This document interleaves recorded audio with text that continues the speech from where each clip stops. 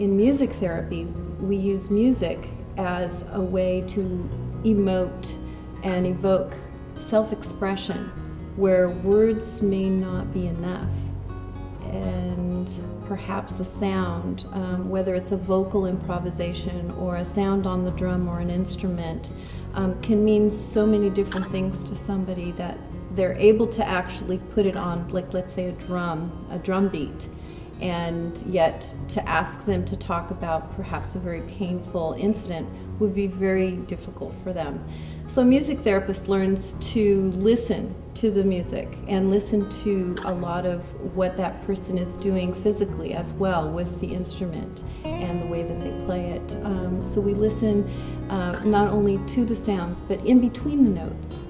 And we only bring fun and play to music. Okay? Only fun and play. That's all that's allowed in here. Today was a drum workshop that was offered to the community, and it's a great example showing how the community can come together and provide a musical container for people who would not necessarily have the opportunity to participate in something culturally enriching. Participants of Arts and Services for Disabled are individuals with intellectual and developmental disabilities. Many of them have very stressful lives and hardships.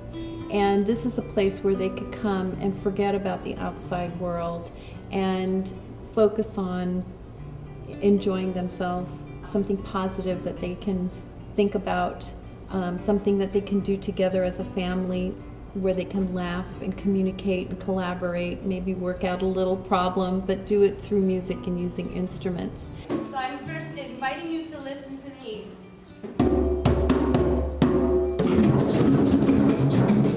Very good. Take and give. Can everybody say that? Take And give. Take and give. Again. Take and give. Here we go. and give. Take and give. Take and give. Take and give. Take and give. Take and give. Take and give. Take and give. Drumming has many benefits. For example, if you're playing a drum, you're moving and you're breathing and you're listening to this rhythm and you become entrained, which means that you start to pick up this rhythm, and then somebody else entrains with you and starts to pick up this rhythm, and it gives people energy and it's fun, and so typically then the stress decreases and you're able to provide a more positive energy for yourself and a positive attitude. And so health-wise, it's an extremely healthy thing for people to do.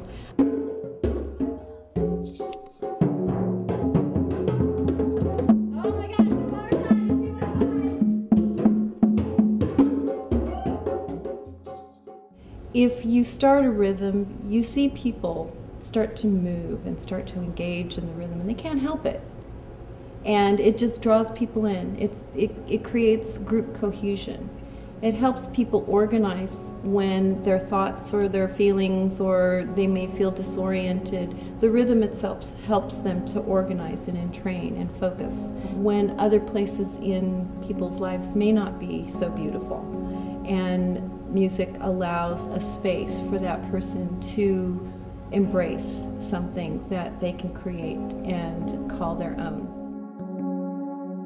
We're able to release creativity. It may unlock things that were suppressed, and through the music allow somebody to feel comfortable enough eventually to maybe use words to describe what their feelings are. Today there was a young boy who wasn't quite sure, was a little apprehensive and didn't want to come into the group, but when he slowly heard the other children playing and saw how much fun everybody was having, he decided to join the group, and then eventually, from not playing an instrument, ended up at the end of the session being the one trying all the instruments and playing his drum the loudest and sharing with everybody. And that took place in just an hour. Typically, traditional services would not have gone that far with an individual and helped them attain that kind of confidence in just an hour session of, let's say, talk therapy. But the drumming was able to invite and was non-threatening and allowed him to make that kind of a vast change within an hour's time.